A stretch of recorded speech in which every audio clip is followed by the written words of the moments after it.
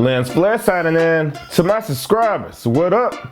And if you're new around these parts, just stopping by to see how I do things around here, what up, what up? And I had a chance to check out the Pivot episode with Angel and Flau'jae, and let me tell you, that episode definitely had me hyped just to learn about these two college athletes who play on a very high level. But I like the way Ryan Clark started things off. It was on a high level, but he threw his son, homeboy, a big assist. He was like, Angel, my son, his homeboy, a big fan of yours, and he like you. He said, check the DMs, and she started laughing. So that made me think she definitely got to check them DMs and see the son, homeboy in there. She at least got to like the message. What you think? But this episode just brought a different light to Flau'jae and a different light to Angel, because I ain't have a chance to really see them on this type of level, when women basketball definitely been on a climb with this tournament, this women tourney. Like, we definitely been glued in. I was seeing people on my timeline talk about it, like the talent right now in women basketball just on a different level.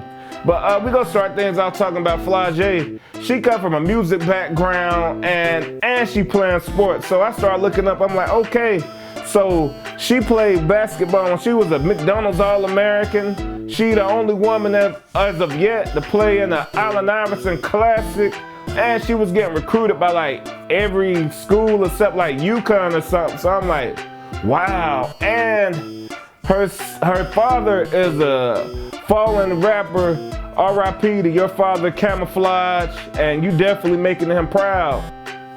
So, Flau'jae was talking like, when she was talking to coaches, they would talk to her like, how can you balance rapping and playing college basketball? And she was like, yep, that just let me know that's not the place for me. So she was like, when I went on the LSU visit, Coach Mulkey was like, this is the studio you go record at?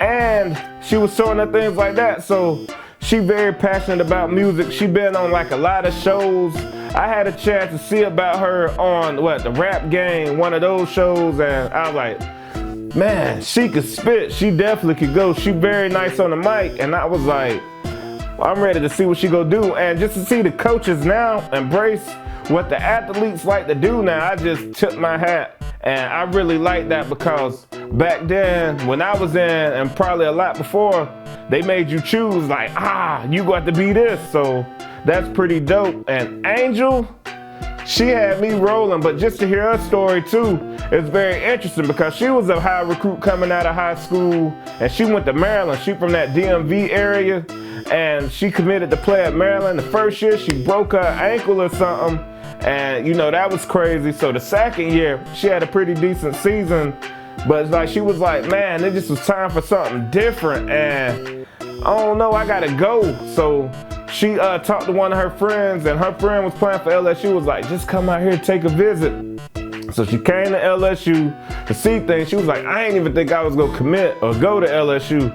So she told her coaches at Maryland, like, I want to hit the transfer portal. So that just got out there very fast. And she was like, my grandparents was hitting me up like, you in the transfer portal and you ain't tell me. And they was like mad at her because the news got around so fast without her even being able to tell people. So she was like, after that visit right there at LSU, she was like, nah, I don't really like this. I ain't going on no other visits. I like the feeling that I got here. And Coach Mulkey, she definitely was the glue to get both girls to come in. And Coach Mulkey got like a lot of athletes that made it to the WNBA. So she definitely know what she's talking about. And she a player coach, because to hear the way the girls talked about her, man, she know how to get to you and get the best out of you. But Flau'jae, her coming from high school and just to see her shine on that type of level, they was talking about like when she first got there, where a lot of the girls,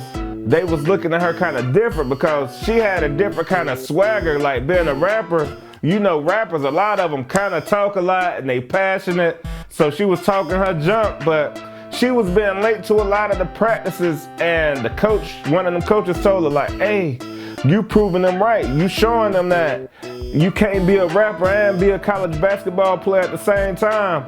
So she was like, at one of the practice, they had her run so much And like it finally clicked, and you know, she got on the right page, and she wasn't late, cause if she was late again, she was gonna get booted off the team. So just to see her, you know, put the things to the side to be able to put the two together, I was like, man, I liked that story just to hear what they did. And with Angel, I definitely took my hat to her, because being from the DMV area, her family live in that area too, and her brother go to Maryland. So to leave all that behind, to chase a dream that you don't even know what's gonna happen next, like that definitely took a lot of heart, where it could have been easy just to be like, you know what, I'm gonna stay at Maryland. I had a pretty good, you know, sophomore season, but she went into the unknown, and look what happened.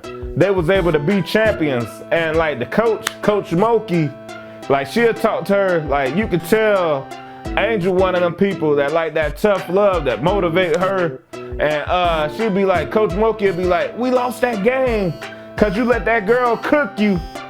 And I just was rolling, cause I'm like, I've been around athletes and some of them needed that tough love where it's like, man, come on, what you gonna do?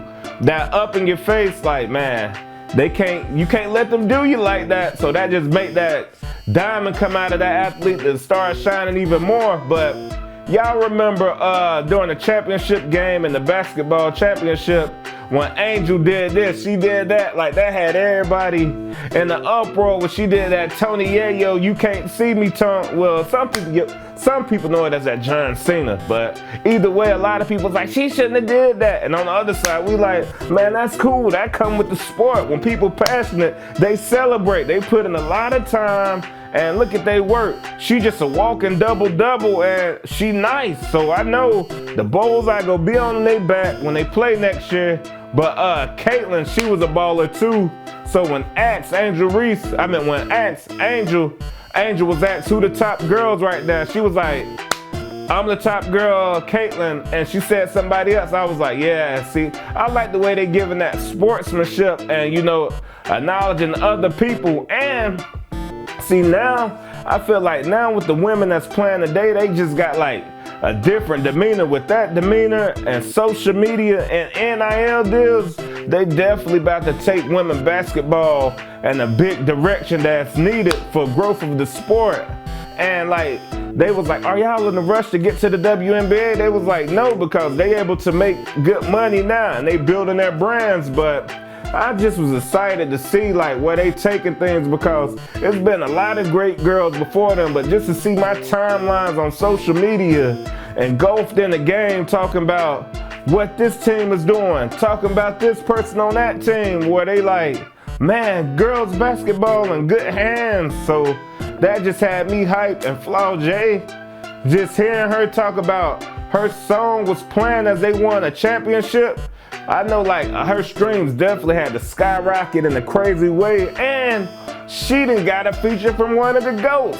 She about to do a song with Lil Wayne, so you already know that's gonna be fire. So she won on two different fronts. Could you imagine as your team win a championship, your music playing through the stadium? So I know you probably even dancing and performing even more. I know in the locker room, she definitely put on a performance on the mic. She probably wrapped it up. So the pivot then was like, can you go ahead and spit a rap for us right now? And let me tell you, like her sidekick Angel, she was like, I know what you gonna do. And then like she spit a few bars of it and she done went off. Like, man, I liked the bars. And I really enjoyed this episode on the pivot. Like the girls really got a chance to be themselves. And I like the way they stood, they square. It was like something going around when Joe Biden's wife was like, both teams need to come to the White House for they could talk, like that could be like sportsmanship and help them together. And Angel put like on social media, she said something like, both of us ain't going, we ain't going if they go. I like the way she stood her square on that, because it's like, we can't be applauding the runner-up, because now that's gonna produce participation trophies where it's like the champion and the runner-up get to go to the White House. Nah, we ain't having that, because the third and fourth place people gonna be like, well, we didn't get a chance to win, so now we should get a chance to go to the White House on the opposite day that the champion get to go to. So I'm like, nah, can't have that. Can't have that. But let me know below in the comments how you feel about the direction of women college basketball. How you feel about LSU basketball. I know they got that target on their back, and definitely the girls about to be coming hard for them, and they definitely ready to, put celebrations up on them like, you can't see me, saying that back to them. Who is your favorite girl in college basketball? Let me know below. And until next time, Lens Flesh signing out.